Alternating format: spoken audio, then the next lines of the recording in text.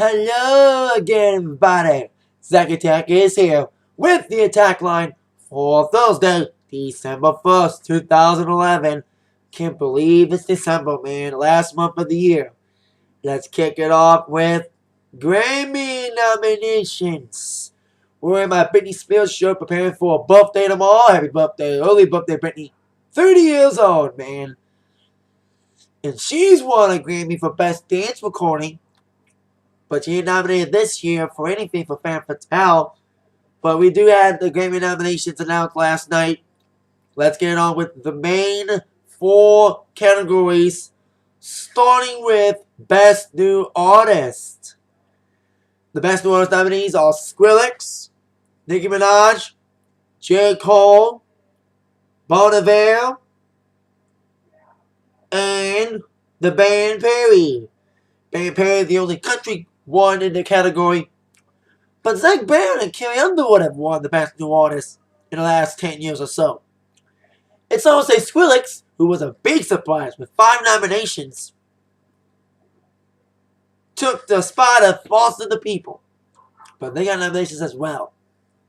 The other 3 majors, record, song, and album. Starting with Record of the Year, we got Grenade by Bruno Mars, Halen by Bon Iver, The K by Mumford & Sons, Rolling in the Deep by Adele, and Firework by Katy Perry. That's Record of the Year.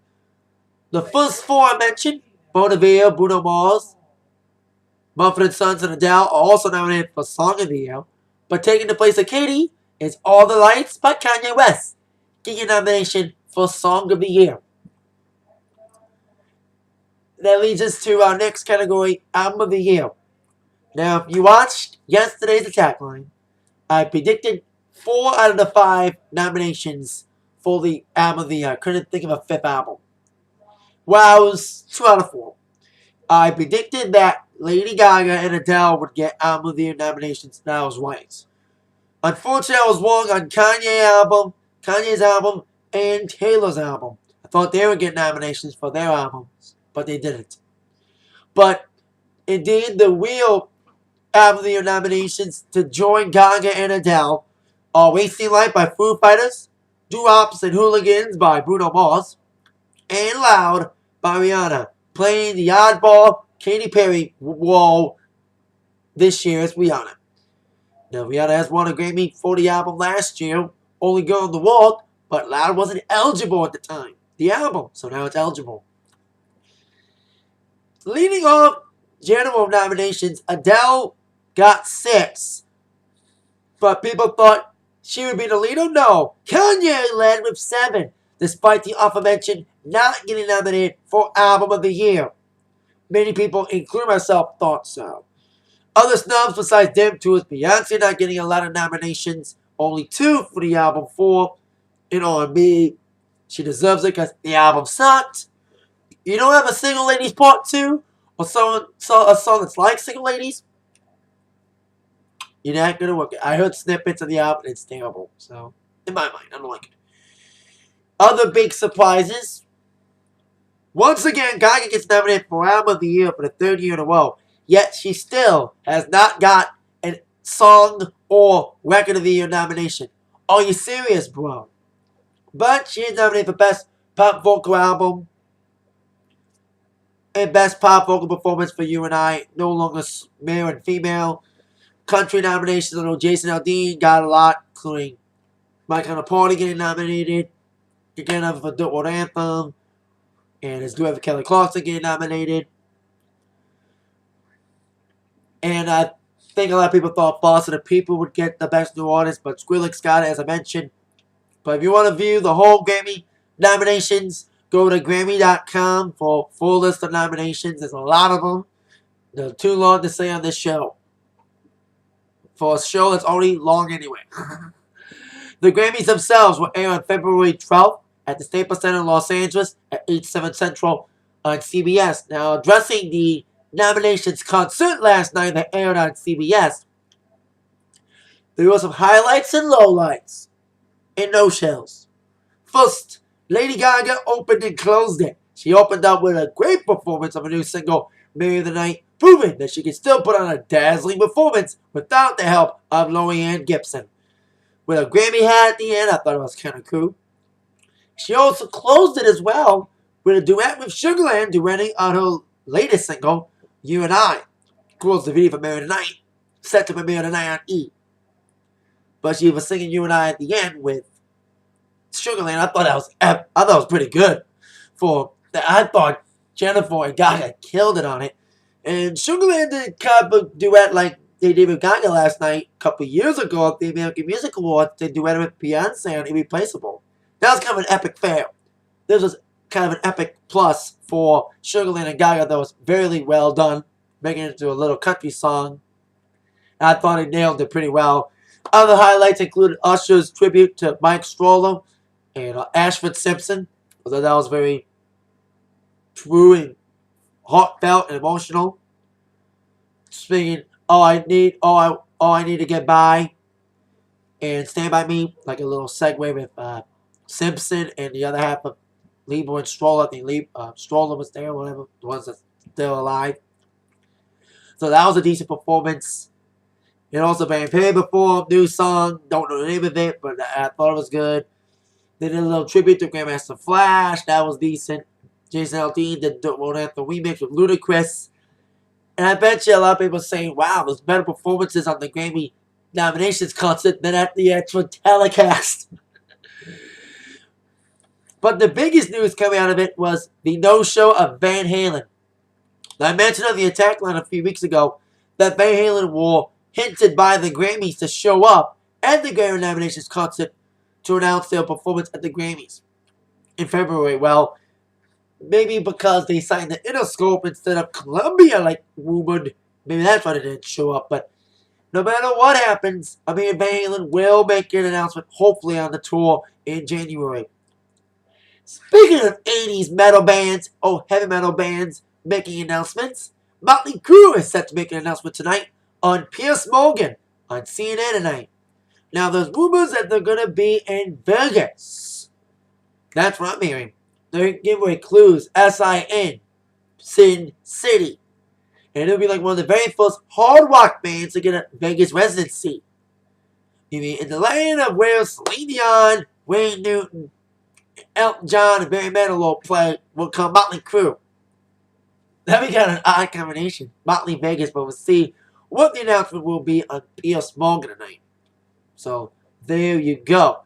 And this ain't the first time a Motley announcement was on Piers Morgan. Bret Michaels was the one that announced earlier this year on Piers Morgan that Motley would be touring with Poison. So, we started the year with Motley's tour with Poison announced on Piers Morgan, and end the year with Motley announcing allegedly a Vegas stint on Piers as well. So, it's kind of an odd thing. Making big announcements on Piers to start and end the year. So, there you go. In other news today, Barbara Walters revealed her, majority of a list for her annual top 10 most interesting, most fascinating people list will be airing December. Now, people will probably question themselves, why the hell did she pick Kim Kardashian? She's not fascinating. She's a Hollywood whore that got married for money, then divorced the guy. Hearing a lot of news on that lately. But I'm not going into that. Other people on the list that deserve to be on the list is the couple of Modern Family, Cam and Mitch, aka Eric Stone Street, and Jesse Tyler Ferguson, who deserve that. They're a great couple on Modern Family. They're awesome people. They deserve it as well. Others including Piper Middleton, who is the sister of Kate Middleton. Derek Cheatham, also on the list. And they haven't revealed who's number one, though, until probably the special. Also, Simon Cowell is also on the list of the most fascinating people this year. He deserves it because of X Factor.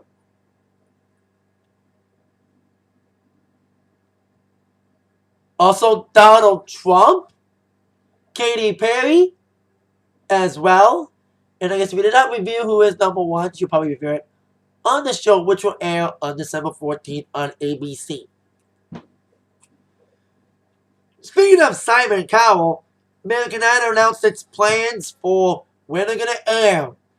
The new season of American Idol will start on January 17th and 18th. 2-day premiere.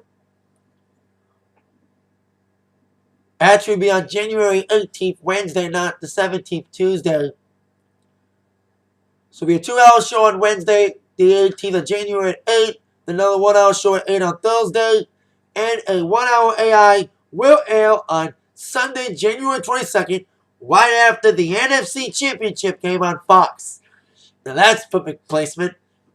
Having AI after probably the biggest football game of the year, especially if the Packers make it, the undefeated Packers. So that's interesting to see what's up with AI in their premiere schedule. Of course, as we all been seeing a lot of commercials for them lately. With Steven Tyler, Randy Jackson, and J-Lo still judging and Ryan still hosting. And now, on to the last topic of the day. Wrestling news. TNA Impact Wrestling Preview. Now, before I get into that, I do have one little wrestling news to make. I heard John Morrison's name has been taken down WWE.com. So it gives you a hint of John Morrison. Bye-bye, indeed. After Monday. Now on to TNA Impact Preview. You know what that means. Top 5 questions that must be answered tonight. Question number 5. What will go down with the knockouts tonight? Now last week, Karen Jarrett, for the Thanksgiving spirit, forced the knockouts to be in a scantily clad lingerie 6-person tag, 6 knockouts tag, with Madison Wayne teaming up with Winter and Angelina, and Tara and Tazbacher teaming up with Velvet Sky. Most dressed conservatively, which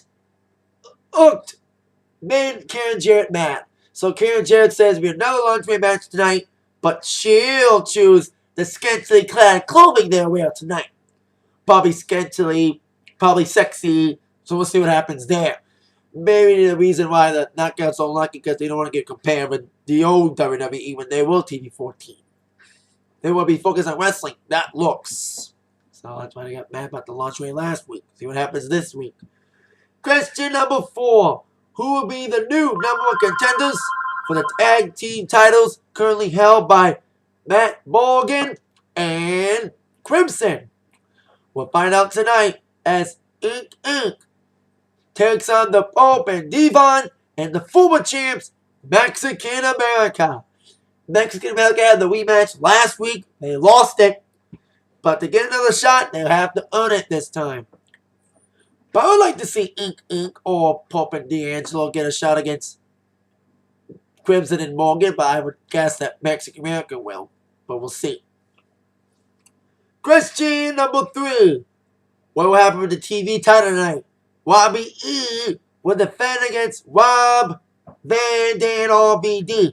Last week, Robbie E. was the turkey last week, wearing the infamous turkey suit. We'll see if he's the big loser again tonight if Robbie E. loses to RVD, but I'm guessing Robbie T. will get involved. Question number 2. Will anything else be added for Final Destination? The only match we know right now is the TNA World Title match, which is a 60-minute Iron Man match. AJ Styles getting another shot against Bobby Roode.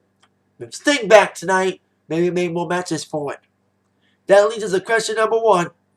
What will happen when Sting shows up tonight? Now, Sting wasn't on the Thanksgiving episode last week, and he's got a lot to address. You know, Bobby Roode attacking AJ last week, and of course, formally addressing what Bobby Roode attacking Dixie Carter 2 weeks ago.